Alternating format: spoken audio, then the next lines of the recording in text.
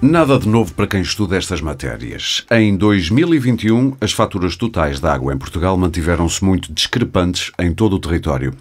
A DEC Proteste analisou à lupa 934 tarifários e o diagnóstico repete-se.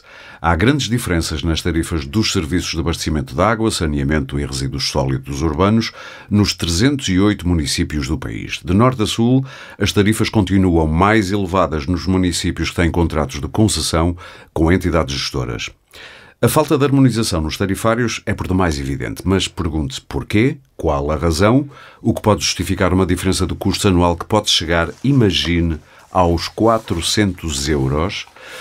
Eu sou Aurélio Gomes e hoje no Pode Pensar, o podcast Ideias para Consumir da DEC Proteste, vou querer saber mais sobre isto e sobre contratos de concessão de gestão de água com duas convidadas, Vera Eiró, Presidente do Conselho de Administração da entidade reguladora dos Serviços de Águas e Resíduos, a ERSAR, e também Elsa Agante, responsável pela área de Energia e Sustentabilidade da DEC Proteste. Bem-vindas as duas. Ou melhor, bem-vindas às duas. Começo por si, Vera Eiró, quero esse olhar da regulação. Entre a Trofa, no Distrito do Porto, e Vila Nova de Foscoa, na Guarda, há uma diferença de 400 euros na conta que os habitantes destes dois concelhos pagaram em 2021 pela fatura total da água que saiu das torneiras das suas casas, incluindo o tratamento e taxa de resíduos. Ora, em Portugal, a água é um bem público. Por mais complexa que seja a explicação, e eu imagino que seja, o consumidor precisa saber porque é que isto acontece, esta discrepância tão grande. Explique-nos, nem que seja como se tivéssemos 5 anos. Claro que sim, Aurélio. Antes de mais, bom dia. Muito obrigada pelo convite. É um prazer. Agradeço muito estar aqui e aproveitava também para vos dizer que é muito importante para a entidade reguladora, para a ERSAR, a possibilidade de poder explicar da forma mais simples possível aquilo que faz e a sua visão sobre o setor e, portanto, estas iniciativas da DEC e da DEC Proteste e a forma como contribuem também para a informação no setor são vistas de uma maneira muito positiva e por isso gostava de vos saudar e de dar os parabéns pelo trabalho que fazem. Muito obrigado, já agora. E, portanto, começando pela pergunta. A pergunta é realmente a pergunta, não é? E fazem-me essa pergunta com muita frequência e eu ensaiei várias respostas para ver se conseguia ser o mais simples possível. E ensaiei estas respostas, até vos digo, ensaiei com os meus filhos, que são pequenos, e portanto vai dos 6 até aos 14 anos. Então até fez aos 15 todo o sentido o que eu disse, como se tivéssemos 5 anos. Ensaiei e também até já ensaiei também com os meus alunos, sou professora na Faculdade de Direito, porque realmente há aqui uma questão essencial que é preciso nós percebermos, que é, quando nós pagamos a nossa conta da água, nós não estamos a pagar a água. A água é um bem público, há águas privadas, é certo, mas a água que nós estamos a consumir é um bem público. Nós não estamos a pagar a água que caiu do céu e foi armazenada na barragem ou está nos nossos rios ou nos nossos lençóis. Não. Nós estamos a pagar um serviço.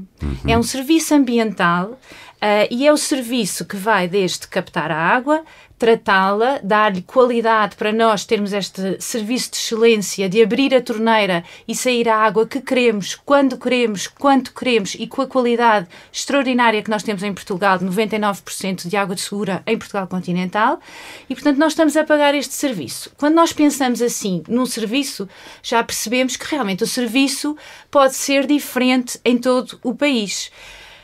E é diferente efetivamente, porque o nosso território é distinto, é diverso e, portanto, custa, em alguns lugares, mais chegar desde a origem até às nossas torneiras do que noutros lugares, em função das características geográficas que nós temos, que são riquíssimas, por um lado, e que fazem deste nosso país o país mais extraordinário. Eu sou fã de Portugal, mas, por outro lado, tem algumas dificuldades, efetivamente, a captação e o transporte e depois a distribuição e chegar a água às nossas torneiras. Portanto, começa logo por aí, o serviço há de ser sempre diferente, tal como é diferente fazer uma viagem de Lisboa ao Porto ou uma viagem de Lisboa a Sintra. Sim. Depois também há outra questão que é importante e que tem a ver com a quantidade de pessoas que utiliza aquele serviço. Quando nós fazemos uma viagem de transporte, em que no transporte coletivo há muitas pessoas a utilizar aquele transporte coletivo, nós conseguimos perceber que se calhar o bilhete vai ser mais barato, porque nós dividimos por muitos a conta. É a mesma coisa na água, portanto, quando nós temos lugares que são mais densamente povoados e em que as pessoas se ligaram efetivamente à rede, nós conseguimos repartir os custos deste serviço por mais pessoas. E a fatura, em princípio, será mais baixa. E, portanto, isso são duas realidades que, conjugadas, explicam que há de sempre haver diferenciação no preço do serviço. Agora o Aurélio pergunta, mas é isso que explica a diferença que nós temos? Sim. Não é? Eu ia fazer isso e outra pergunta, mas eu deixo-a primeiro responder a essa. Pronto, desculpe lá. Isso? Não, mas é o que me perguntam sentido. sempre, é isso Sim, que sim. explica? E a resposta é não. A resposta é não? É verdade, a resposta é não. E isto tem uma explicação que resulta muito claro também nos nossos relatórios e dos dados que recolhemos de todos os tarifários também que analisamos anualmente. Porque o que acontece é o seguinte, nós estamos a pagar um serviço e a tarifa deve cobrir o custo deste serviço e, portanto, cobre aquilo que se relaciona com o CAPEX, o investimento que é feito, cobre aquilo que se relaciona com os custos de exploração da rede, deve cobrir também a manutenção da rede e das infraestruturas, construção de nova rede e, portanto, obviamente que isso difere de zona para zona. Conforme as necessidades, o investimento é diferente. Exatamente. Claro. Ora bem, o que é que acontece? A tarifa deve fazer a real cobertura dos gastos e, portanto, deve cobrir todos estes gastos. Deve ser sustentável, no fundo. Exatamente. E economicamente. Deve ser sustentável para permitir que o serviço que nós temos hoje, que é de uma excelência extraordinária, nós temos uma coisa que os nossos pais não tiveram e que os nossos avós seguramente não tiveram e, portanto, era importante nós deixarmos para os nossos filhos pelo menos aquilo que temos. Ora, o serviço que nós temos hoje tem um custo que não está a ser coberto pela maioria dos tarifários. E, portanto, esta diferença explica-se... Não me diga que vai tudo aumentar mais no futuro. Não sei se vai aumentar mais no futuro ou não, porque isso é uma decisão... Mas parece. O que eu lhe posso dizer é o seguinte, nós temos esta diferença geográfica e de utilização que explica que vai haver sempre alguma diferenciação, mas temos efetivamente entidades gestoras, tipicamente entidades gestoras em gestão direta, ou seja, são os municípios diretamente que fazem esta gestão e que não cobram com a tarifa o custo real do serviço. E, portanto, a tarifa é muito mais baixa do que aquilo que deveria ser para garantir a cobertura real dos gastos. Deixe-me meter uma areiazinha, antes de ouvir a Elsa, que também quero depois saber, que nos explique o que é uma fatura de água, mas uma areiazinha nesses argumentos. Segundo julgo saber até dos estudos da DEC Proteste, os 15 principais ou mais caros municípios onde a água é mais cara ou a fatura é mais cara situam-se a norte, onde supostamente há mais água, menos seca, do que, por exemplo, no Alentejo. Há alguma explicação para isto? E há mais densidade populacional, até julgo saber. Estou a dizer isto de cor, mas julgo saber que no norte há mais densidade populacional, ou seja, o custo é dividido por mais consumidores. Portanto, deveria ser, diria eu, a norte que se localizariam os municípios onde a fatura é um pouco mais leve, chamamos-lhe assim. E parece não ser o caso. Tem a ver com a cobertura dos gastos.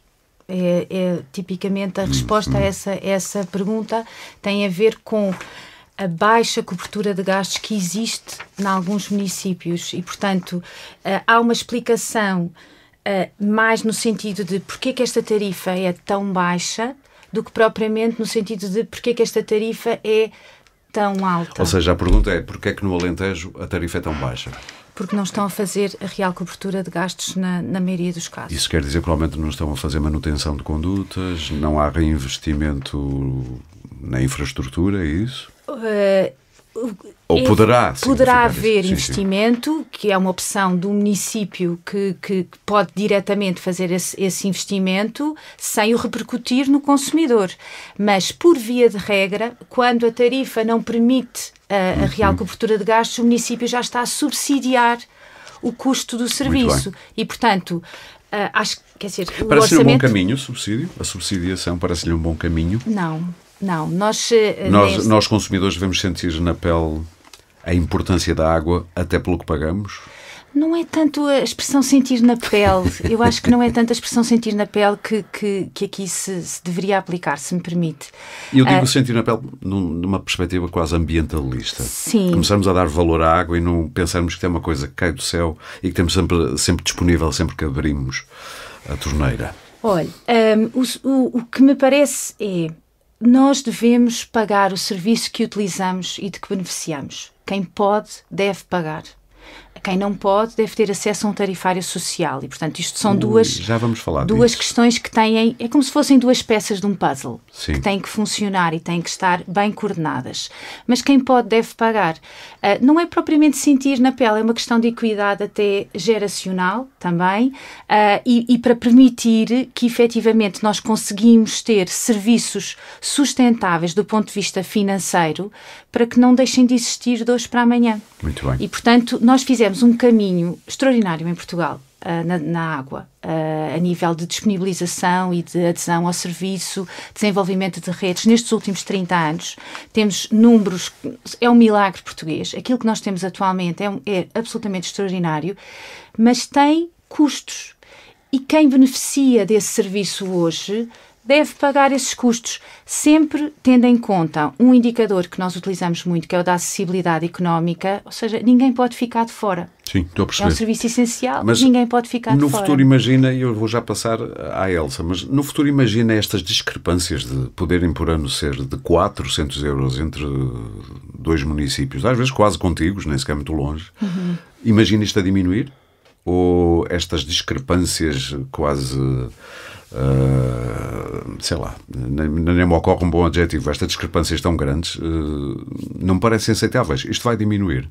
Eu gostaria que diminuíssem. Eu gostaria que os municípios que não fazem a cobertura real dos gastos passassem a fazer a cobertura real dos gastos. Ou seja, no fundo, os mais baixos têm que subir um bocadinho, é o que está a dizer. Que houvesse uma adesão maior a um tarifário social para garantir que ninguém fica de fora com esta cobertura de gastos, porque...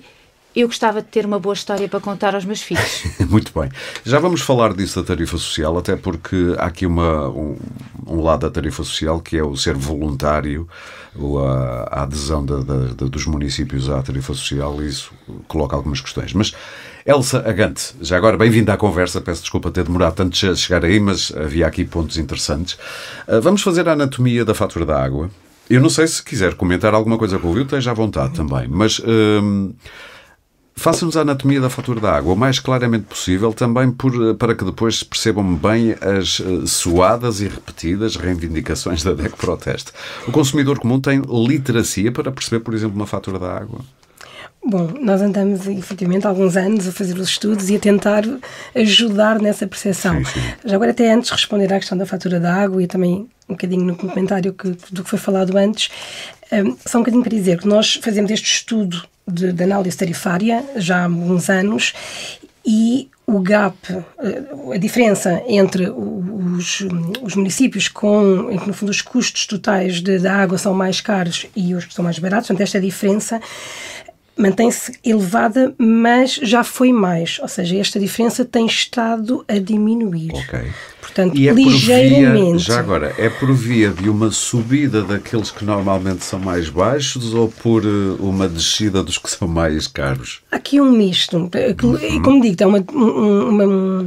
esta redução é ténue, mas não podemos afirmar que tem estado a aumentar, que não é verdade. Portanto, isso tem... Agora acho que estamos no caminho, mas como disse a Vera, ainda falta algum caminho e é isso que nós nos temos também batido muitas vezes. E provavelmente no futuro será sempre impossível haver uma harmonização completa e a nível nacional de todos os serviços, imagino. Assim, até pelo que a Vera falou da entidade reguladora, obviamente o custo dos serviços são diferentes. É variável de sítio. É sempre variável. Sim. Tanto que nós, DECO Proteste, quando falamos em harmonização tarifária, nunca irá implicar toda a gente pagar exatamente o mesmo. Ou seja, não é uma equalização. Não é diferente. Sim, o que consideramos é que tem que existir regras comuns, que depois tenham que ser aplicadas aos vários municípios. E que ainda não há? E que existem recomendações, mas que não são obrigatórias. Sim. E acho que isso depois vamos lá um bocadinho mais à frente. Depois podemos pensar na função da regulação. É um bocadinho isso. Mas pronto, e dos poderes que tem. Mas não, as regras não são as mesmas, lá está, a forma de aplicação das tarifas não são as mesmas. Por exemplo, e agora até voltando à pergunta inicial que me gostou, para que me colocou, assim, a fatura da água nós temos, digamos, na fatura neste momento pagamos... ou será dividida em que temos a parte de abastecimento, sendo que existe uma tarifa fixa, lá está, que cobre, ou é suposto cobrir os gastos da infraestrutura, da manutenção, desta acessibilidade. Digamos, o gasto da água real, que é no fundo o consumo que nós estamos a fazer em casa. Portanto, digamos que essa é a variável, cada um consome mais ou menos, portanto, há escalões. E depois existe a parte de saneamento, que é no fundo o contributo na fatura para a parte de saneamento de água e resíduos, portanto de tratamento, e existe uma parcela que tem a ver com a taxa de resíduos sólidos urbanos, que neste momento na maioria dos municípios ainda está indexada ao consumo de água, e que é algo que nós vimos ao longo dos anos a defender e que agora esperamos, portanto, já está em termos legislativos, até 2026 haver esta desindexação, porque no fundo aquilo que nós cobramos pelo tratamento dos resíduos não pode depender do meu consumo de água. Porquê é que alguém se lembrou de indexar uma coisa à outra? É porque a produção de resíduos, o que é que tem a ver com o meu consumo de água? Mas, no entanto, está indexado. Se eu consumir mais água, pago mais taxa dos resíduos sólidos, do lixo. É isso? E aqui acabou por ser uma indexação que existiu, mas de alguma forma, lá está. Nós consideramos que não é justo. Sim, eu acredito, mas é porque é impossível para já medir a quantidade de resíduos que uma pessoa produz? Porque aqui é essa questão. Portanto, neste momento sim, aliás, todos nós vamos colocar os resíduos no contentor e não há lá ninguém a medir a quantidade. Não tem lá uma balança, nem a ver a qualidade das coisas que a gente produz. É um sistema complexo, que nós chamamos, que na sigla inglesa, mas é mais comumente, que é o PAIT, que é o sistema que é o pagar de acordo com os resíduos produzidos. Sim. É claro, o pay as you throw. Pay as you throw. Portanto, de alguma forma, isto requer investimento, mas está... tecnologia mesmo. Tecnologia, de alguma forma, precisamente para fazer este controle.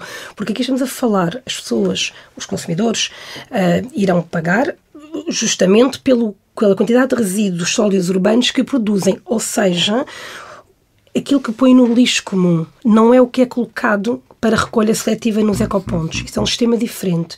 E, portanto, daí pode haver quem vá pagar mais, pode haver quem vá pagar menos, mas, no fundo, pagamos pelo resíduo produzido e sentido. Não pela água. Exatamente. Porque, por exemplo, pode haver quem tem uma pequena horta que tenha que regar e, no fundo, gasta mais água e não quer dizer que produza mais resíduos. Portanto, no fundo, as coisas não estão ligadas. Portanto, essa é uma questão. Agora, em termos de água mesmo, lá está, temos a parte da tarifa fixa, da outra tarifa variável de acordo com o consumo, e depois a parte também do saneamento. Que, por exemplo, quando nós dizemos que não há regras comuns, porque no fundo há orientações, mas, por exemplo, há municípios em que a taxa de saneamento é 0 euros. E há outros em que estão a cobrar. Portanto, esses municípios não estão a cobrar pelo tratamento Até poderá pensar-se que poderá também ser um argumento político. Na luta política intramunicipal, votem em mim que eu não vou cobrar. Não sei. Não sei. Deixo isto no ar, que também não posso afirmá-lo, obviamente. Mas, de alguma forma, para nós é importante isso. E também é verdade. E há bocadinho, quando falámos da questão do Alentejo e Norte, etc., aqui muitas vezes nós também temos que ver. Há municípios que são muito pequenos e que não têm a capacidade financeira até para fazer as melhorias das infraestruturas. E por isso nós também defendemos que é importante haver que uma agregação entre municípios. No fundo, os custos poderem ser alavancados ou candidaturas a financiamentos em que é mais difícil pelos mais pequenos, que muitas vezes não têm sequer recursos humanos para o efeito. Percebeu-se também do vosso estudo que as câmaras que têm gestão da água atribuída a uma empresa privada, que em geral são mais caras as faturas desses municípios do que quando são empresas municipais ou a própria Câmara a fazer a gestão da água. Isso quer dizer exatamente o quê? É só lucro ou são empresas que estão a investir mais também, por exemplo, no investimento na infraestrutura, em reparações de canalizações? O que é que isso nos diz, de acordo com a DEC Proteste? Nós não temos informação suficiente para poder dizer que o que é mais caro está a fazer todas as obras de manutenção, reabilitação e monitorização, ou o outro mais caro não está a fazer. Apenas verificam que quando há empresas privadas a fatura é mais cara, é isso? Ou tendencialmente? Aquilo que nós vemos é, dos resultados analisados, dos 20 municípios mais caros, há 15 que têm uma gestão privada. Mas o que também não significa que essas empresas não estejam a fazer o seu trabalho de monitorização. Portanto, aquilo que nós dizemos é, ou seja, as coisas não Sabemos é causa e apenas que é mais efeito. caro em geral. Agora, Sim. aquilo que nós depois começamos a questionar é, ok, mas é mais caro, mas estão a fazer ou não essa manutenção? Porque aqui a nossa questão, o que nos preocupa é alguém que cobre mais alto e que não o esteja a fazer. Sim. Porque, no fundo, como disse a Vera, é importante, e nós também defendemos, e estamos a defender o consumidor, mas também defendemos que, para manter a boa qualidade da água que Portugal tem, para manter, e lá está, como está a falar da escassez da água, cada vez mais no ano seco as pessoas têm isso mais em atenção, para diminuir as perdas de água, é fundamental este trabalho de recuperação de infraestruturas e de monitorização. Este trabalho tem que ser feito. E em muitos sítios não está a ser feito. Isso para nós é fundamental. Até porque a nossa perda de água anual é uma coisa... De água potável, e já vamos falar disso. Exato. Agora, qual é que é a questão? A nossa preocupação, e é um bocadinho naquele sentido, é neste momento que posso haver locais em que a fatura de água é muito baixa e que de repente, para acomodar todos os custos da manutenção, etc., que suba drasticamente. Em alguns municípios onde se paga muito pouco, de repente poderia acontecer. Sim. Qual é que é aqui a questão? O que nós dizemos é, também é verdade que o consumidor atual também não pode ser sacrificado, chamemos-lhe assim, com muitas vezes os custos de 15 e 20 anos de falta de manutenção de infraestrutura. Portanto, de alguma forma, e existe isso, tem que haver uma candidatura a financiamento externo também para poder alavancar, no fundo, a obra que é necessário fazer, sendo que o serviço de abastecimento e manutenção, sim, nós também concordamos que o consumidor tem que pagar o serviço. Isso leva-nos um pouco, as preocupações sociais destas coisas, leva-nos um pouco ao que a Vera tinha há pouco falado da tarifa social. Porquê é que ela é voluntária? Consegue explicar-nos? Ou seja, a adoção de uma tarifa social por parte do município não é obrigatória. O município adere ou não adere, se quiser. Porquê é que se optou por ser... Se é que tem uma explicação para isso. Eu imagino que tenha sido a opção do legislador, mas... Olha, Aurélio, antes de responder a essa pergunta, que acho que é uma pergunta muito interessante, se calhar, se me desse a oportunidade, eu falaria um pouco também daquilo que foi referido agora pela representante da DEC Proteste. Porque acho que há aqui temas que são importantes e, portanto, enquanto Presidente do Conselho de Administração da entidade reguladora, também é importante frisar mensagens que foram aqui passadas e que nós entendemos muito relevantes. Nós temos recomendações tarifárias precisamente para garantir que a estrutura tarifária aplicável em todos os municípios, que são quem tem a competência última de determinação do tarifário, que seja única. Precisamente para as pessoas saberem que a conta pode ser diferente, mas que a estrutura é a mesma. Sim. Nesta estrutura tarifária, e ligado um pouco à questão que está a referir a propósito do tarifário social, há também uma preocupação social relacionada com a divisão em escalões. E, portanto, nós na nossa tarifa da água pagamos, por um lado, a disponibilidade da rede, que é aquela vertente que lhe estava a referir, que se formos muitos a pagar, se formos muitos a aderir, vai ser sempre menor, não é? E, portanto, há essa vantagem. O custo é diluído por mais. Há essa vantagem de vivência em comunidade e, portanto, temos esta primeira tarifa, parte da tarifa, que é a tarifa da disponibilidade, e depois temos a segunda parte, que é dividida em escalões, precisamente para garantir que as pessoas pagam em função do consumo. Há um escalão inicial, até aos 5 metros cúbicos, e que é aquilo que nós entendemos como o mínimo que qualquer família precisa e que tem alguma parte social também aqui, que é muito mais baixa esta tarifa. Nós recomendamos que esta tarifa, neste primeiro escalão, seja muito mais baixa. 5 metros cúbicos dia? Não, 5 metros cúbicos. Não faço a mesma ideia, por isso é que eu estou a perguntar. Não, por mês. Por mês, um metro cúbico são 1000 litros. Meu Deus, exato. A minha matemática. Mas é que eu acho que essa matemática é muito importante. As pessoas a pessoa ouvem 5 metros cúbicos, não tem noção, provavelmente. Então vamos passar a falar em litros, eu talvez. Diria que é mais sensato. 5.000 litros por mês. É muito litro. É muito litro. Portanto, 5.000 litros por mês tem esta tarifa bastante mais baixa e depois vai aumentando, porque aquilo que nós recomendamos é, já não estamos a falar nos usos de fazer a sopa e de tomar um banho rápido, estamos a falar no encher a piscina, estamos a falar no, se calhar, regar o jardim, que ainda bem as pessoas são livres de o fazer, mas a água é mais cara. E, portanto, entramos no segundo escalão, que vai dos 5 aos 15 metros cúbicos, ou seja, dos 5.000 litros aos 15.000 litros por mês, é muito, onde a tarifa realmente tem aqui um salto. Porque se concede já um gasto quase de luxo, digamos assim. Já não é essencial, não é? Já não é tão essencial, mas também há aqui um ponto muito interessante, que é, nós estamos a falar de uma tarifa média de 1,4 euros por metro cúbico, ou seja, 1,4 euros por 1000 litros de água.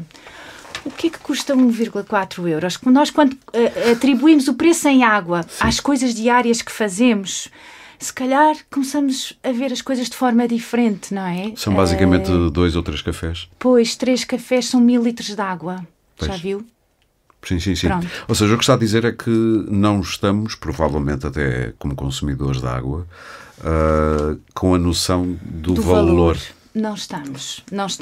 Repare, o valor... Sim. Já vou... A Elsa está com vontade de falar, mas já lá vou. Claro, sim. Eu não interrompi. Devo dizer que não interrompi e não vou nunca interromper ninguém nesta conversa. Eu sei que é uma conversa, mas não gosto nada de falar por cima das pessoas e, portanto, não vou interromper ninguém. Mesmo quando possam dizer alguma coisa que eu não concordo. Mas para vos dizer que a questão aqui do preço e do valor é uma questão muito complexa, não vamos tratar aqui. É impossível dar um valor à água. O valor da água é infinito. Nós não vivemos sem água. Pronto. Agora, a tarifa, o preço da água pode induzir comportamentos. E, portanto, se for grátis, se calhar induz comportamentos que desvalorizam efetivamente este bem essencial. E, portanto, tem que ser justo. Tem que ser o preço justo. Preocupações ecológicas também entram aí nesse raciocínio? Que vão ser cada vez mais prementes no futuro, nomeadamente com a escassez da água? Ou seja, quanto mais cara, mais valor lhe daremos. É essa a lógica? Quanto mais cara, mais valor lhe daremos. O preço tem que ser sempre o preço justo. Nós não podemos cobrar a mais do que custa o serviço. Muito bem.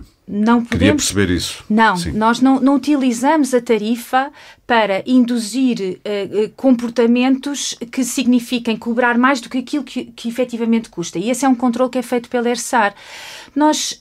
É um bem essencial e, portanto, em termos económicos, é uma procura rígida, não é? Nós precisamos da água e por isso é que existe também uma entidade reguladora para não permitir que se cobre a mais do que aquilo que é o custo efetivo deste serviço, porque senão, no fundo, as entidades gestoras poderiam estar a aproveitar do facto das pessoas precisarem de água para viver. E quando temos privados, às vezes, na gestão, podemos pensar que, às vezes, o lucro também interessa, não é? E nós fazemos essa monitorização e esse controlo também, até na fase prévia à celebração dos contratos.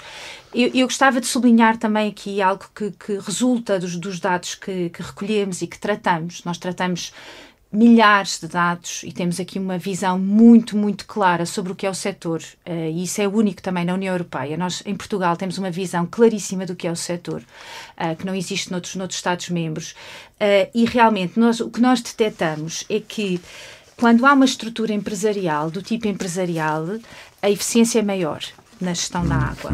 E, portanto, temas como perdas de água, água não faturada, adesão ao serviço, são indicadores que nós trabalhamos na ERSAR e que verificamos que melhoram substancialmente quando temos gestão empresarial profissionalizada, seja ela privada, seja ela pública. Ou municipal. Há muitas empresas de natureza municipal e local, participadas pelos municípios, mas quando há uma profissionalização, nós reparamos que os dados de eficiência melhoram.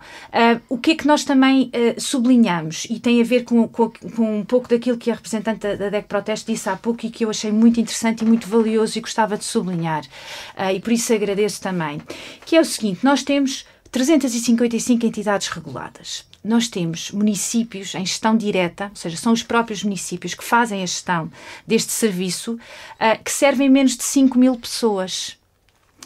Isso torna muito difícil ter ganhos de eficiência e melhorar o serviço, geri-lo melhor. Sim, e, portanto, aquilo que nós dizemos e que procuramos também ajudar a implementar é que os municípios se possam agregar, se possam juntar, se possam profissionalizar. Ganhem massa crítica. Porque num cenário de escassez, o que é mais importante é explorar a eficiência.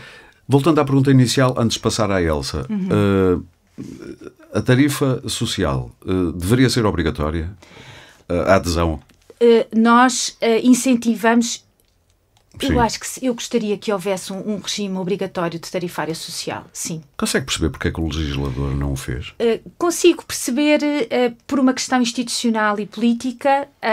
Há uma preocupação a nível institucional de garantir que os municípios sejam autónomos e possam fazer esta gestão. Infelizmente, essa autonomia nem sempre responde da melhor forma às exigências do serviço. E, portanto, eu, enquanto guardiã do serviço, olhando para o serviço... Se mandasse, obrigava. Eu gostaria que fosse obrigatório. Eu, talvez por ser jurista e professora de Direito, eu acho que a lei não resolve tudo. Sim, e, portanto, mas indica caminhos às vezes mais... Não indica caminhos, é vinculativa. Sim, tem razão. Mas neste caso em particular acharia muito bom se os municípios aderissem à tarifa social. Nós inclusivamente estamos a desenvolver um trabalho na ERSAR para tentar ter um toolkit de tarifário social, porque já percebemos também que há municípios que não sabem como. Não sabem que contas fazer, porque toda esta área, eu estou a procurar simplificar ao máximo, mas é super complexo do ponto de vista técnico e financeiro. E, portanto, não é só do nosso ponto de vista, também do ponto de vista dos municípios. Sim, precisamente. Não é só vontade política, provavelmente é também problemas técnicos, se quiser. E os mais pequenos também têm esta dificuldade e, portanto, nós estamos inclusivamente a desenvolver agora trabalhos para garantir que haja um toolkit, um instrumento que os municípios possam utilizar. Que não é um papão de 7 cabeças a aderir a isto. E resolve muitos problemas, porque é uma subsidiação que é clara. É uma subsidiação que até para os municípios é muito útil, porque os municípios sabem que estão a ser apoiados. O que acontece nestas tarifas que não garantem a real cobertura dos gastos é que os municípios estão a ser ajudados e não sabem que estão a ser ajudados. Pois. Exatamente. Ela sabe que ela estava com muita vontade de intervir, já não sei se ainda se lembra, já foi há um bocadinho. Não, pronto, eu basicamente quando estávamos a falar, e estamos aqui a falar por causa dos saltos em termos do aumento, portanto, à medida que há um consumo maior, esses escalões, existe um aumento claro. Quando já vamos a falar dos metros cúbicos e dos litros. Dos 5 mil litros. Sim. E é normal, porque obviamente, lá está, temos a parte das necessidades básicas e depois que as necessidades não são tão básicas assim. Mas aqui também é só um bocadinho também para mostrar que, lá está, o nosso entendimento é que mesmo as formas de cálculo, lá está, aquilo que eu acho que é fundamental é haver esta harmonização ou, de alguma forma, poder ser esta harmonização ao longo, em todo o país, na forma como as coisas são aplicadas, porque mesmo esta diferença, por exemplo, entre o tarifário dos 120 metros cúbicos ou depois dos 180, estes saltos, por exemplo, há situações, recordo-me, por exemplo, do Fundão, em que a passagem... Isso agora por ano, que já não cai na esparrela dos metros cúbicos. Sempre por ano. Agora estamos a falar por ano, sim. 120... Não, desculpe. Estamos a falar por mês. Então não são 120, desculpe, 12. São os... Sim, por ano. Agora estava... Agora já sou eu que estou a ficar baralhada. Por ano, acredito. Mas basicamente, por exemplo, há municípios em que na passagem de um para o outro duplica praticamente a fatura, ou seja, e há outros em que não. Aquilo que eu digo é que quando muitas passa dos 120 para os 180, por exemplo, exatamente. Portanto, aqui de alguma forma é esta clarificação, porque a nossa questão enquanto defesa do consumidor é um bocadinho em termos de água, portanto, a forma como é paga, aquilo que cada consumidor paga depende do sítio onde mora. Porque, isto não é aquele tipo de serviço como outros, em que podemos ter vários operadores e nós optamos por qual queremos. Neste momento, não. Nem sequer não há essa opção. Portanto, aqui, por isso é que achamos que tem que existir esta harmonização ou regras de aplicação iguais em todo o país, precisamente para não haver esta diferença em que, se um consumidor mora no Fundão, ou mora no Porto, ou na Ilha da Madeira, Mas quem é que a DECO imagina, que a DECO Proteste imagina poderia fazer isso? A regulação pode recomendar, não tem mais poderes do que esse, imagino. Já teve. Ou seja, foram-lhe retirados, mas agora é assim. Seria o Governo que devia legislar, na vossa opinião? Sim, no nosso entendimento, nós defendemos que deve haver um regresso ao passado. A ERSAR, enquanto entidade reguladora que compete... devia regressar aos poderes que já teve. Sim, achamos que muitas das recomendações não devem ser apenas recomendações, mas que devem ser obrigatórias. Porque é a única forma de haver... E sim, cabe ao regulador, obviamente quer esta ajuda também, porque também o faz, que era, no fundo, o controlo. Sim. Ao nível do saneamento, nós temos um panorama, não sei se é parecido, mas também com grandes discrepâncias. A tal não é tão grande como na água, não é? Em que temos duas parcelas, não é? O consumo, a taxa fixa e depois o que depende do que consumimos. No saneamento, qual é o panorama? Sim, em termos de saneamento, aquilo que nós vemos em termos de fatura, há municípios que estão a cobrar taxa de saneamento, há municípios que não estão. Portanto, e a nossa questão é que não é clara esta aplicação. Mas como é possível não cobrar uma taxa sobre um serviço que se cobra? É aquilo que estava a dizer? Os municípios nem sabem que estão a ser ajudados. Sim, não é a expressão a utilizar, se me permite só a correção, não é taxa, é tarifa. Peço desculpa. É importante porque... Eu acabei de chegar a este tema. É normal que troque esses termos técnicos. E lamento haver tantos termos técnicos, não é? Mas é importante porque há taxas que se aplicam e essas são da competência do governo e não tem nada a ver com o serviço, não é? Claro. Não é um preço de serviço. Aqui é mesmo tarifa, é mesmo preço do serviço. E no saneamento, aquilo que nós recomendamos assenta nesta lógica de que, à partida, aquilo que consumimos em casa é o saneamento, não é? Portanto, se consumimos na torneira, depois na casa de banho e nos nossos esgotos, há de ser mais ou menos a mesma coisa, não é? Se não vamos à casa de banho do vizinho, há de ser mais ou menos a mesma coisa. Portanto, aquilo que nós recomendamos é que a tarifa de saneamento corresponda a 90% da tarifa da água. Muito e, portanto, bem. Que 10% fica no corpo, onde quer que seja, mas que não é depois, no fundo, saneada para as nossas redes, para depois ser gerida enquanto água residual. Claro que o grande problema é que, não havendo transparência na faturação, e não dizendo claramente aos consumidores o que é que estão a pagar, depois torna-se também muito difícil fazer mudanças porque estas mudanças normalmente trazem ganhos de eficiência, mas que só são sentidos se eu tiver um ponto de partida equilibrado. Exatamente. O que liga um pouco com aquela pergunta que estava a fazer sobre o PAYT, sobre o regime de PAYT, do Pay As You Throw. E agora já estamos a falar do lixo. Dos resíduos, exatamente. Sólidos, eu gosto de chamar resíduos porque resíduo e recurso, não é? Nós temos que passar aqui para uma ideia clara de que já não temos uma economia linear, temos uma economia circular. Exatamente. E, portanto... E que isto anda tudo ligado. E que anda tudo ligado e que o lixo não é lixo, é resíduo e se tudo correr bem conseguimos transformar ao máximo o nosso resíduo em recurso. É o lixo em luxo, como dizia o outro. É uma... Sim. É um recurso e é valioso. É valioso, sim, enquanto recurso. Agora, o que é que acontece? Nós recomendamos, a entidade reguladora recomenda que efetivamente haja essa transição que vai ser obrigatória para regimes de pay as you throw. Ou seja, eu produzo, eu garanto o tratamento, é o regime do utilizador-pagador e eu pago o tratamento do resíduo que fui eu que produzi. E isso faz todo o sentido, não é? Eu acho que isso é uma coisa que ninguém discorda. Claro. Faz todo o sentido. Mas para isso ser implementado, temos que ter um cenário zero em que as pessoas saibam quanto é que custa este serviço. Porque senão, de repente, vão começar a pagar uma coisa que não pagavam no passado e vão rejeitar. Vão reclamar. E, portanto, nós temos que garantir que arrumamos a casa para depois implementar, e já temos alguns projetos piloto de PAYT no nosso país, que é o regime mais justo. Foi preciso, isso é mera curiosidade, desenvolver nova tecnologia, imagino. É preciso desenvolver nova tecnologia. No fundo é medir o que cada um de nós produz em termos de resíduos. Sim.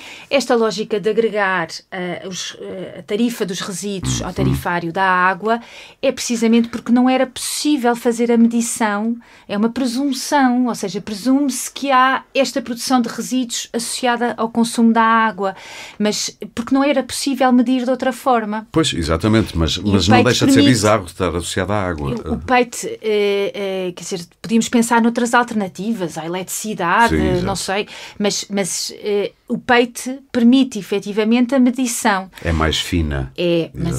Mas a sua implementação é difícil, implica vai ser evolução caro, tecnológica, implica custos, não é? Que depois têm que ser repercutidos de alguma forma, ainda que parcialmente, na tarifa, e portanto era bom que a casa estivesse arrumada porque se o município não cobra e de repente implementa o peito e passa a cobrar, as pessoas não percebem. É uma preocupação também, imagino. Sim, é uma grande preocupação nossa, precisamente porque, primeiro, explicar aos consumidores, porque nós também defendemos, e há muitos anos que andamos a defender o peito.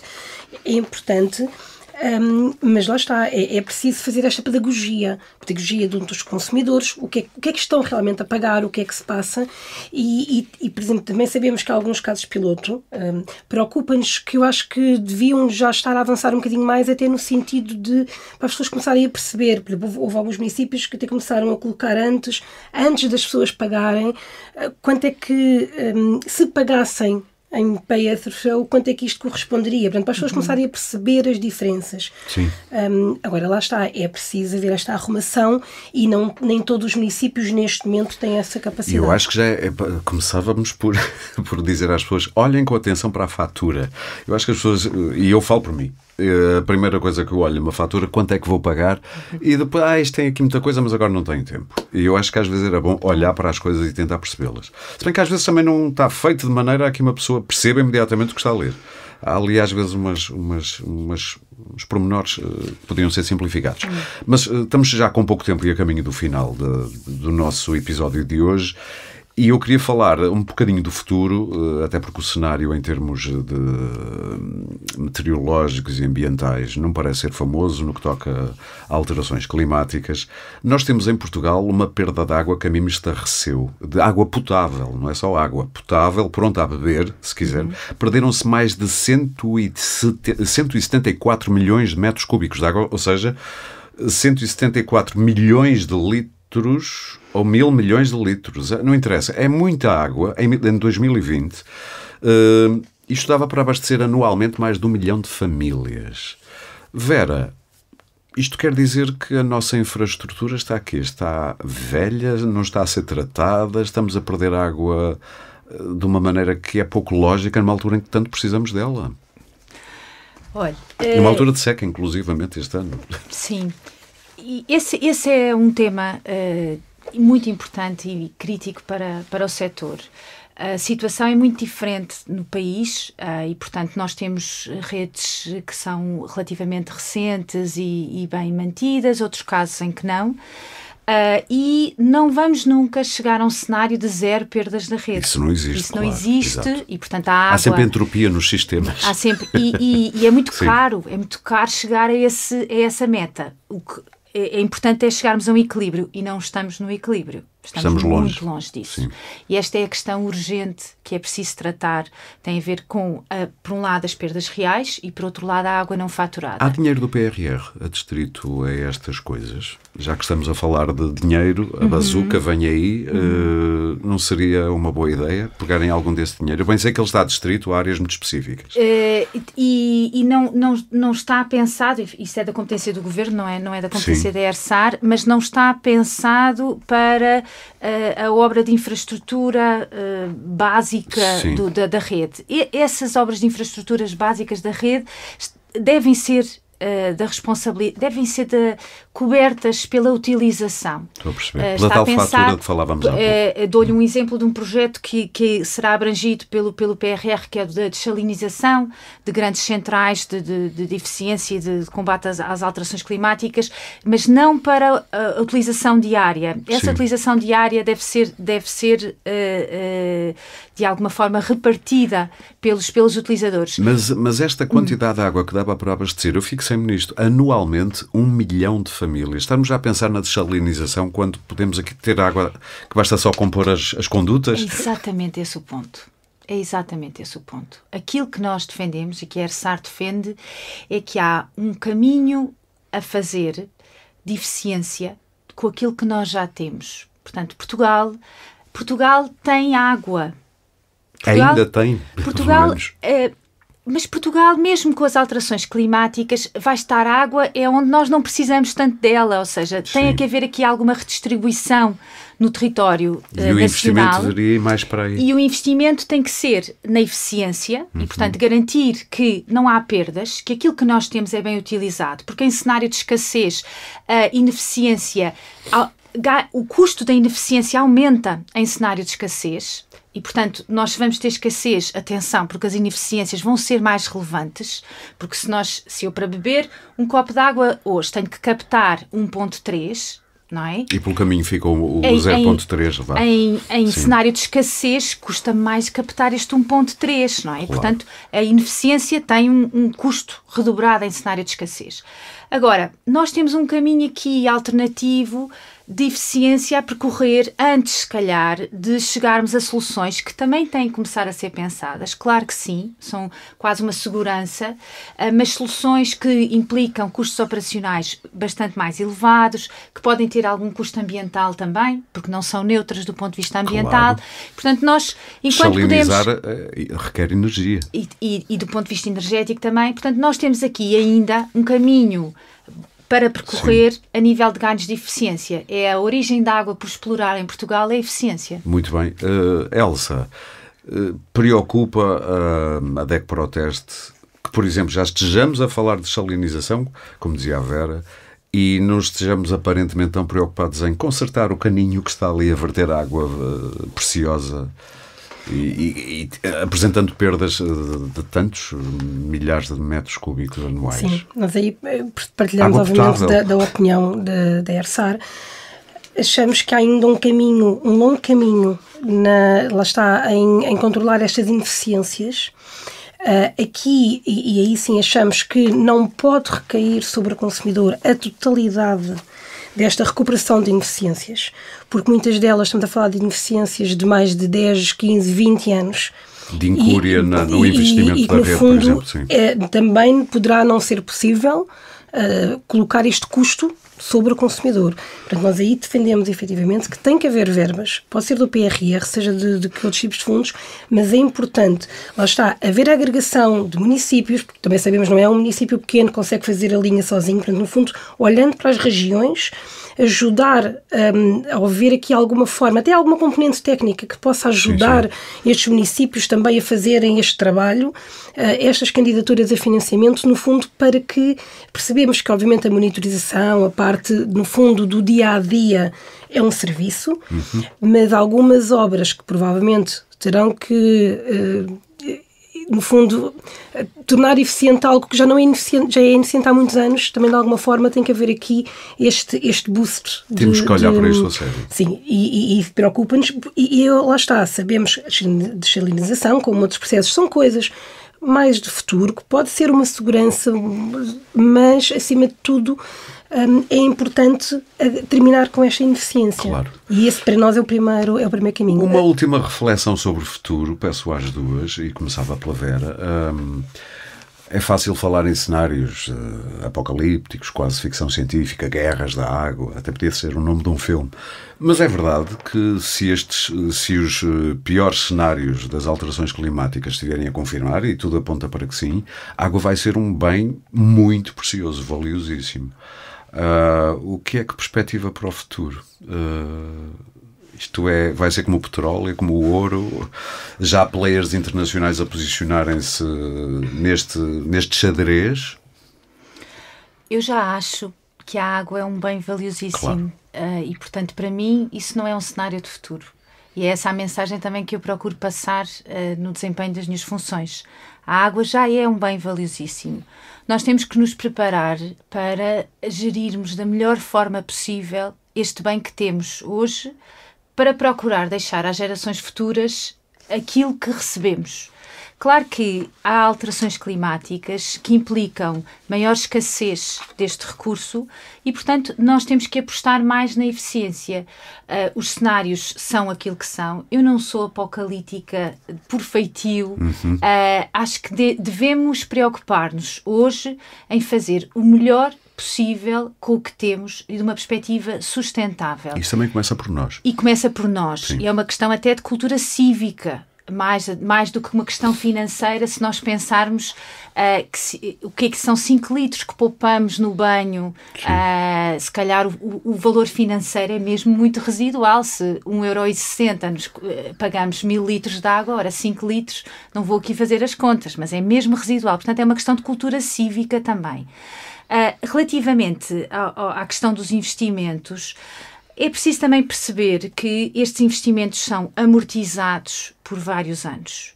E, portanto, esta amortização depois tem um reflexo também tarifário, também em vários anos, repartido por vários anos. Isto não é de um momento para o outro que nós começamos a ter que pagar e que é, ora bem, eu, no ano 2023 vou ter que pagar a conduta toda. Não é isso que acontece. É amortizado ao longo dos anos.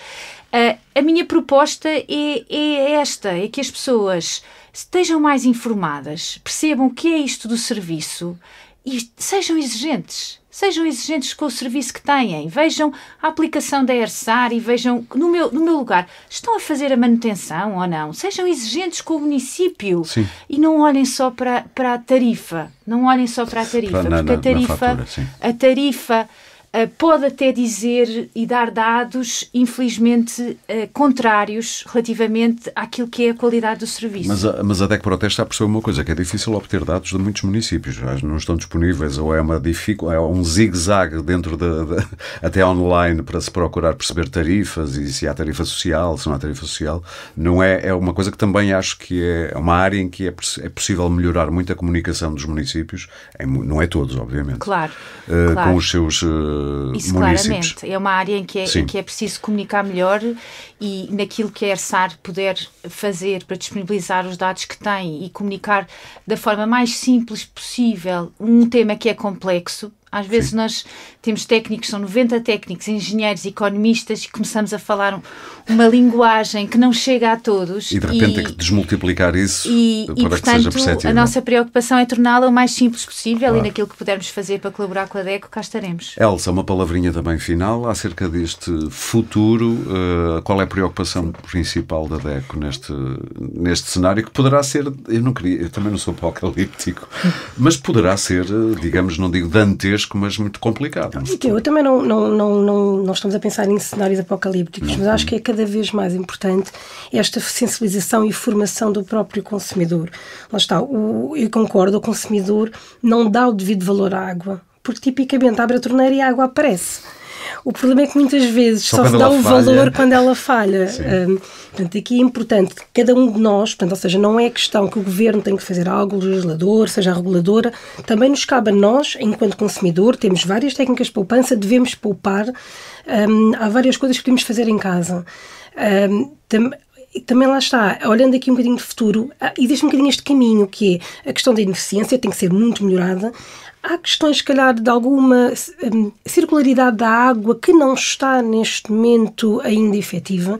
Existem águas que podem ser usadas para recircular esta água, fazer a reutilização, digamos. Sim.